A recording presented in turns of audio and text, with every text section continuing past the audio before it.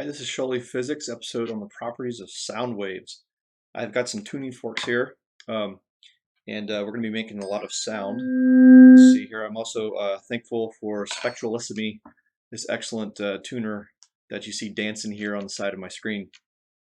Today we're looking into the properties of sound, and we can use that with these tuning. We can look at that. We can look at that with tuning forks. All right, so this is a 256 hertz tuning fork. I don't know if you can read it there. It's probably too blurry. But we'll I need to work on my own sound. We'll be able to see that with Spectralicity with this tuner software. If I hit this and bring it close,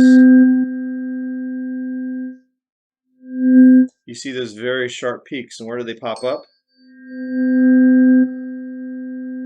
That main one is right at the 256 hertz mark. So that's the frequency of the sound, how frequently that sound is made. Now there's a lot of different ways you can observe that. It's very difficult with this bad camera I've got. I can't pick up the motion.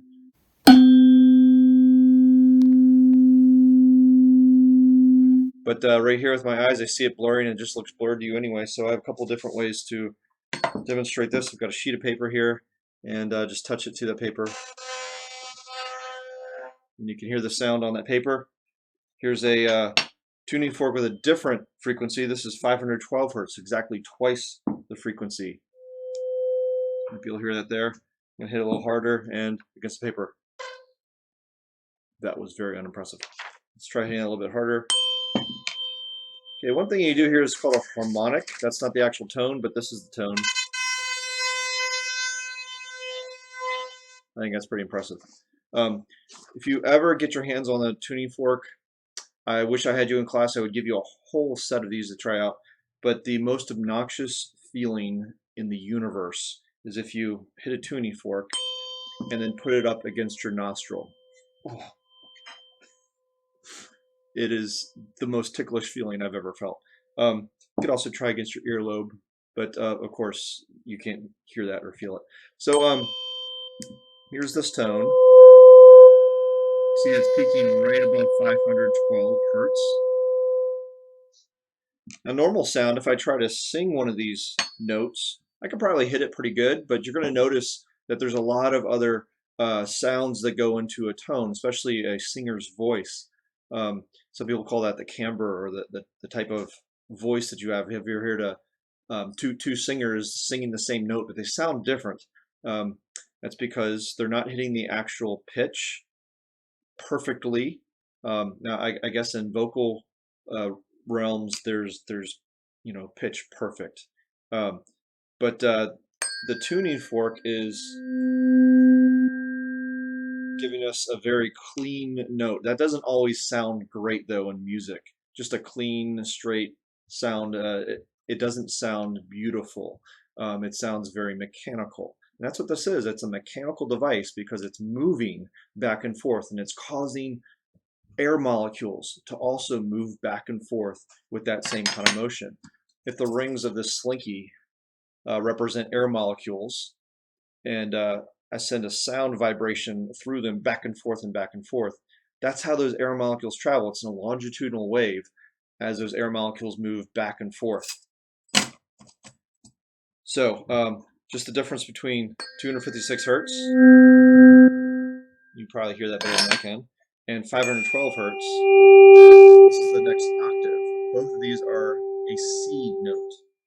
And here I have I'm sorry, that one is the 392. If you had a good ear, you probably would have heard that those are not one octave apart. So here's the 512 and the 256 hertz. Right. So we're observing different frequencies, how frequently those mechanical prongs are moving back and forth. This one is 256 hertz, so that's 256 back and forth motions per second. And that's what reaches your ear in the form of sound.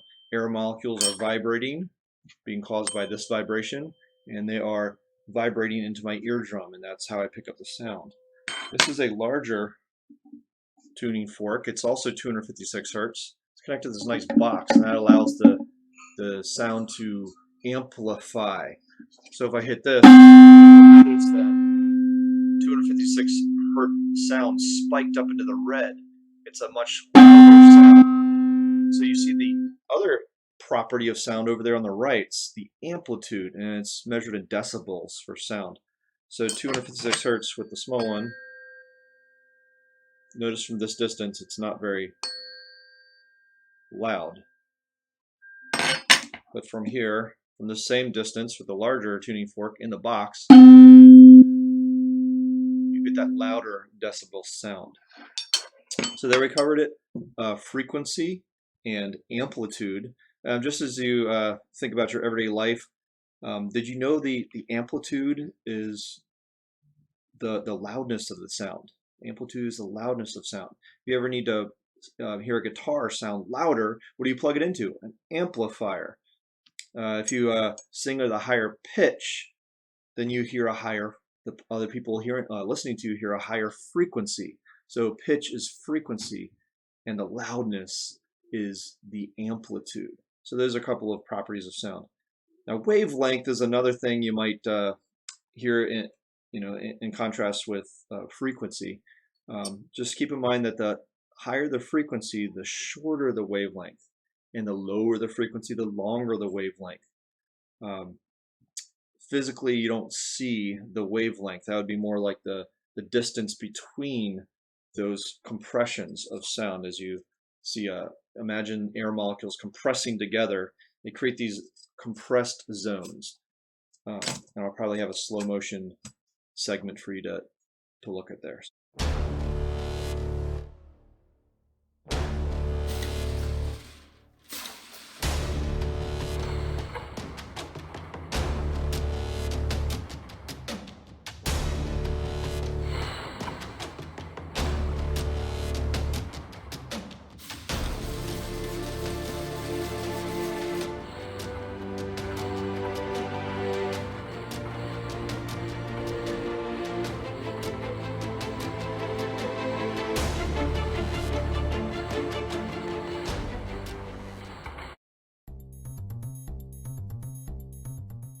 You know what? I'm going to just do a little magic here. It's not really magic. It's going to intro our next segment here. See, I've got a box here, which you just saw. And what I'm going to do, it's difficult to, it's difficult to show you because of my little camera setup here. But what I'm going to do is I'm going to make this box, this tuning fork over here, play by hitting this one. Okay? So I'm going to put this box up here. No sound. Put this box up here. No sound. Okay. So I'm going to hit this one. I'm going to put it down. I'm going to stop this one.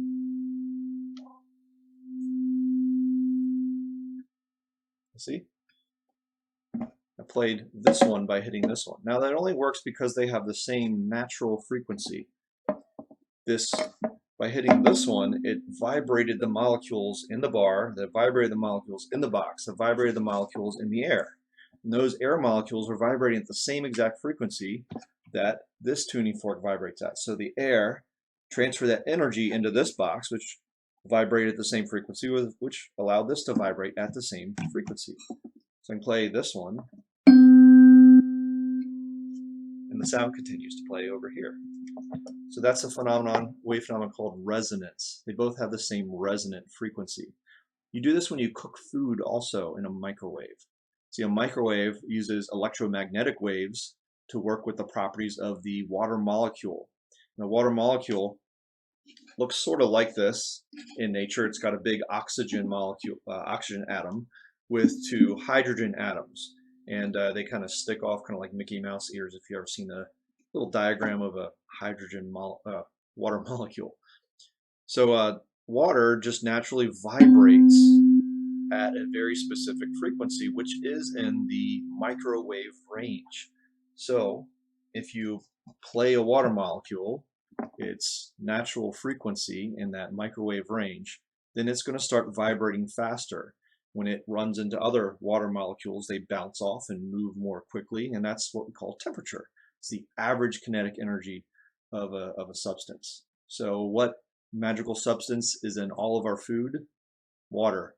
So that works in the same way. You resonate the energy, or the frequency resonates in the water molecules that the microwave plays to it, and you heat up your food.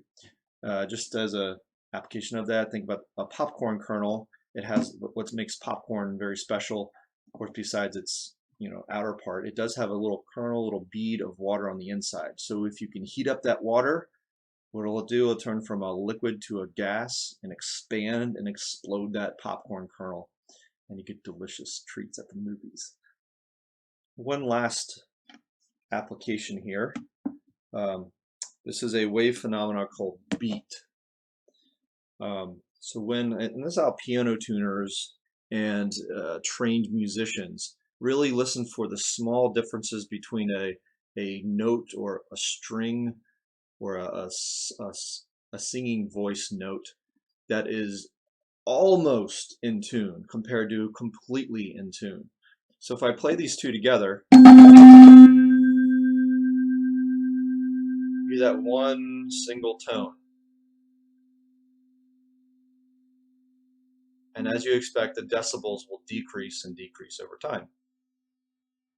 There you go. It's getting softer and softer. So you hear that one single tone. So what I'm going to do is add a little bit of mass to one of these. Just a piece of tape. There it is. So if you ever heard of Newton's second law of motion, net force equals mass times acceleration. Greater the mass means lesser acceleration.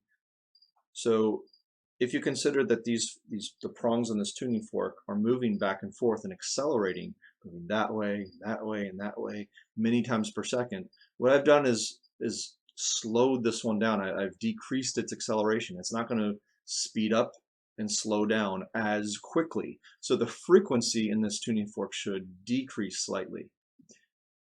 So when I play it, instead of hearing one tone, well, let me just play this one. Okay,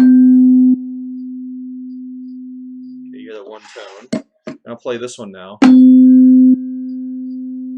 hear that tone. Now, unless you've got an extremely well-trained ear, you probably didn't hear a difference. But now when I play them both together,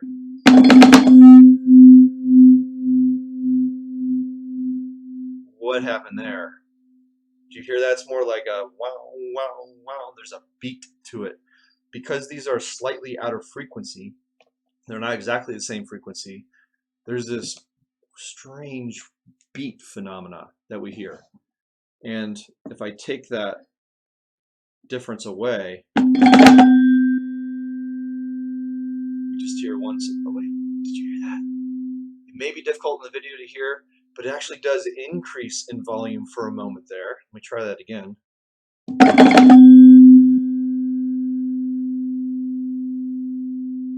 Didn't happen quite as much that time. But these are slightly out of tune with each other. And so there was sort of a kind of an increase in volume first before it decreased.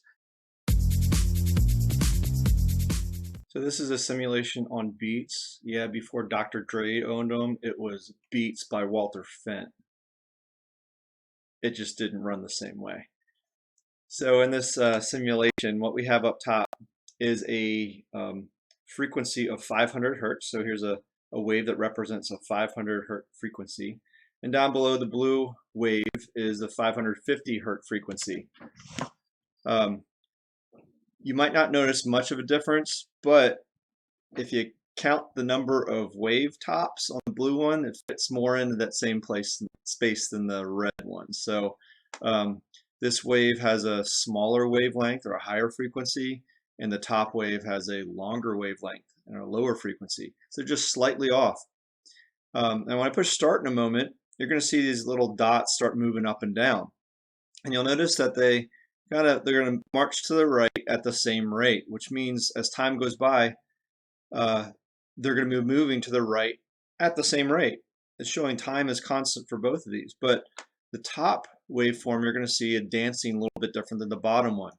Here it goes. So they start together, and now a moment later, they're now moving in opposite directions. And that gets off a little bit, and then they start moving kind of up and down together again. So what this is showing is the red is a little bit slower in that back and forth or up and down frequency motion than the blue one on the bottom. Now, the bottom is the sum of the two waves up top. As the two waves start dancing together in synchronization, now moving both up and down at about the same time, we notice that the amplitude of the bottom wave, the sum wave, is great. And now when those little dots are moving opposite, showing that the waves are out of sync with each other, we had this area of a very low amplitude. So the sum of the two waves down below demonstrates that these two waveforms add, they sum up. And this is that property called beat. Okay,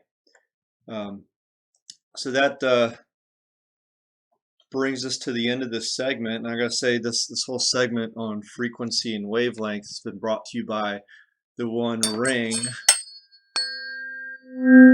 that rules them all. Thanks for watching.